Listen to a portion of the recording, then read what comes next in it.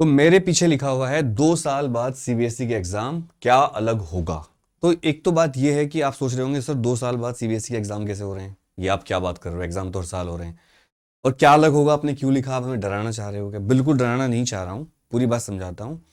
Proof के साथ बात करेंगे। एग्जाम जानकारी पर कभी भी हम इस तरह की बातें नहीं करते जो आपको नुकसान पहुंचाए या आपको झूठ कोई बोला जाए, बल्कि हम झूठ खबरों को आपको एक्सपोज करते हैं। देखिए 2 साल बाद मैंने क्यों लिखा है कि सीबीएसई 2 साल बाद एग्जाम ले पा रही है। 1 साल 2 साल पहले जब एग्जाम होने थे तब एग्जाम कैंसिल हुए थे, आपको पता है। उसके लिए हमने बहुत आंदोलन किया था, जब पेंडेमिक बहुत ज़्यादा बढ़ा हुआ था, और बच्चों की जान बचाने के लिए हमने ये सब किया था। उसके बाद सीबीएसई ने एग्जाम तो लिए लास्ट ईयर, लेकिन उनको टर्म 1 टर्म 2 के हिसाब से लेना पड़ा, जो कि उतने स्टैंडर्ड से नहीं हो पाए। यहाँ तक कि ये भी आरोप लगे कि फर्स्ट टर्म में तो जो एमसीक्यू पेपर था उसमें बहुत ज़्यादा चीटिंग करवाई गई है। और ये आरोप बच्चों ने नहीं लगाए, ना पेरेंट्स ने। वो क्यों लगाएंगे? ये लगाए साउथ इंडियन स्कूल एसोसिएशन ने, नॉर्थ इंडिया के स्कूलों के ऊपर। और इसके आरोप कहीं ना कहीं सीबीएसई को सही लगे होंगे, तभी सीबीएसई ने इस बार सेकंड टर्म का जो पेपर था वो ऑफलाइन लिया, दूसरे स्कूल के सेंटर लगाए, काफ़ी स्ट्रिक्ट माहौल में हुआ। हालांकि फिर भी इतना स्ट्रिक्ट नहीं हुआ क्योंकि फर्स्ट टर्म उसमें इंक्लूड था, लेकिन फर्स्ट टर्म का वेटेज कम कर दिया सीबीएसई ने और सेकंड टर्म का वेटेज बढ़ा दिया, जिससे काफ़ी बच्चे फेल भी हुए। तो इस साल पहली बार होगा, हालांकि शेडो है, शेडो अभी भी पेंडेमिक की है, कुछ भी हो सकता है आगे आगे आने वाले टाइम पर। भूकंप की भी बात करी जा रही है, भूकंप आ सकता है। जो एक्सपर्ट हैं जिन्होंने तुर्की में जो भूकंप आया बहुत बड़ा, सीरिया और तुर्की में, जहाँ पर हजारों लोग मारे गए हैं, भगवान ना करे ऐसा किसी के साथ हो। बहुत दुख होता है तुर्की की और सीरिया की फोटोज देखकर, जैसे वहाँ लोगों की डेथ हुई है। लेकिन जो एक्सपर्ट हैं उनका नाम मुझे याद नहीं क्योंकि अंग्रेजी का नाम है, उन्होंने कहा है दिल्ली और मतलब जो हमारा ये इलाका है इंडिया का, उसमें भी उसी इंटेंसिटी का भूकंप आ सकता है। तो हो सकता है हम एग्जाम लेने की तैयारी कर रहे हो, ईश्वर की क्या प्लान है कुछ पता नहीं। बट शेडो पेंडेमिक की ही है और शेडो फिलहाल उसकी भी है। तो ये मैं क्यों कह रहा हूँ 2 साल बाद और क्या अलग होगा। इस बार सीबीएसई थोड़ा सा स्ट्रिक्टली पेपर ले रही है, जैसे कि अभी जो पेपर शुरू भी हो गए हैं, नॉन जो मेन सब्जेक्ट है उनके नहीं, माइनर सब्जेक्ट के, उससे भी पता चल रहा है कि काफ़ी स्ट्रिक्ट मामला है। यहाँ तक कि यूपी बोर्ड जैसा बोर्ड भी अगर नकल पकड़ी जा रही है तो एनएसए लगा रहा है। एनएसए एक बहुत कड़ा कानून माना जाता है, नकल पकड़े जाने पर एनएसए लगाया जा रहा है यूपी बोर्ड जैसे बोर्ड में।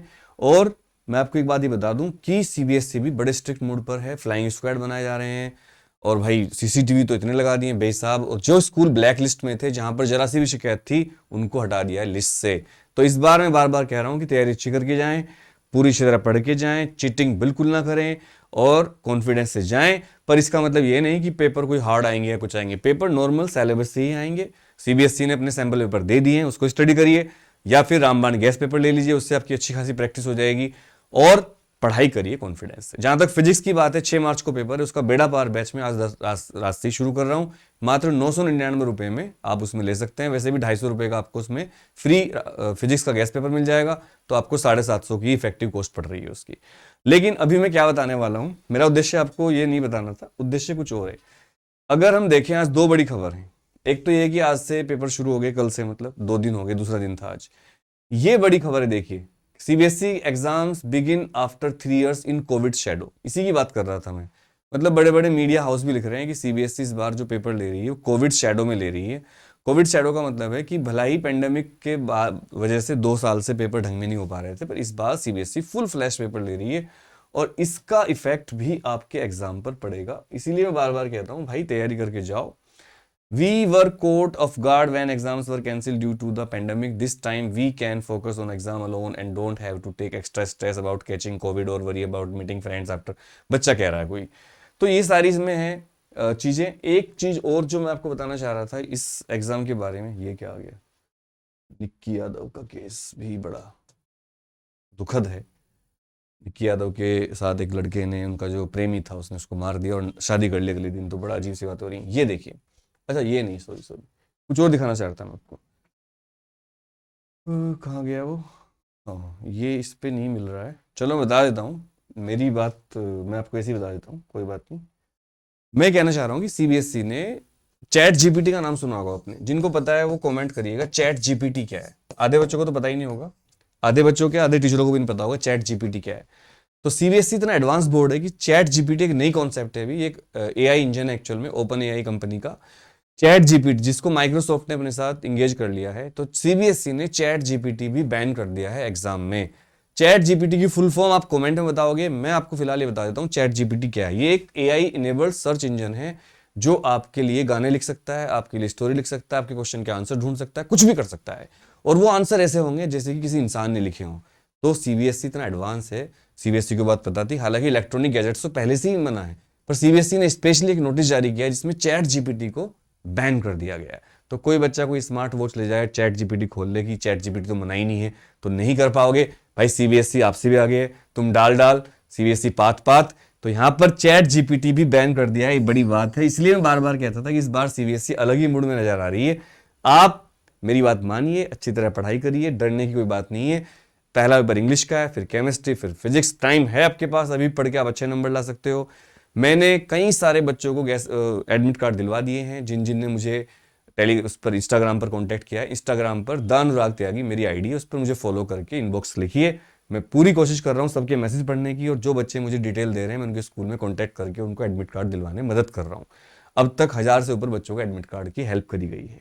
इसके अलावा कोई भी दिक्कत हो आप मुझे इंस्टाग्राम पर कांटेक्ट कर सकते हैं। रामबाण गैस पेपर कैसे लें, ये बहुत पूछते हो आप, रामबाण गैस पेपर कैसे लें भैया। तो वैसे तो बार बार हम पोस्ट भी करते हैं, मैंने वीडियो बनाई है रामबाण गैस पेपर। पहली बात देखिए, रामबाण गैस पेपर जो है ये एक इंपॉर्टेंट एक्सपेक्टेड क्वेश्चन का कलेक्शन है। हम कोई दावा नहीं करते कि इसमें से पेपर आएगा, 0% भी आ सकता है, 100% भी आ सकता है। इसको लेने के लिए 9818777622 इस नंबर पर पेटीएम, फोन पे, गूगल पे कुछ भी करके इसी नंबर के व्हाट्सएप पर आपको स्क्रीनशॉट भेजना है, अपना टेलीग्राम यूजर नेम भेजना है। उसके बाद आपको एक स्पेशल ग्रुप में ऐड कर दिया जाएगा, गुप्त ग्रुप में, वहां पर आपको गैस पेपर मिल जाएगा एग्जाम से 2 दिन पहले। और आज से मेरा बेड़ा पार बैच शुरू हो रहा है, आज से रात के 10 बजे से। मैं बार बार इसलिए बोल रहा हूं क्योंकि ये बैच 15 दिन लगातार चलेगा, इसमें छुट्टी नहीं होगी, इसमें संडे को भी टेस्ट होगा। और इसकी फीस केवल 999 है। इसको भी आप इसी नंबर पर पे करके स्क्रीनशॉट भेज देना व्हाट्सएप पर।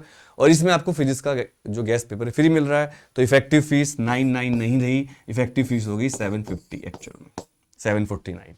तो यही बताना था, चैट जीपीटी बैन हो गया है, पेपर थोड़े स्ट्रिक्ट माहौल में होंगे। सैंपल पेपर जरूर करिए, 5 साल के क्वेश्चन पेपर कर लीजिए, PYQ। और अगर दिक्कत हो फिजिक्स में तो आज बेड़ा पार बैच में आ जाइए। आप सबको wish you all the best. इस चैनल को सपोर्ट करिए, अपने चैनल को सपोर्ट करिए, मेरा साथ दीजिए, मैं हमेशा आपके साथ हूं। कोई भी दिक्कत हो मुझे इंस्टाग्राम पर कॉन्टैक्ट करिए। जय हिंद, सबको नमस्कार, सत श्री अकाल, अस्सलाम वालेकुम।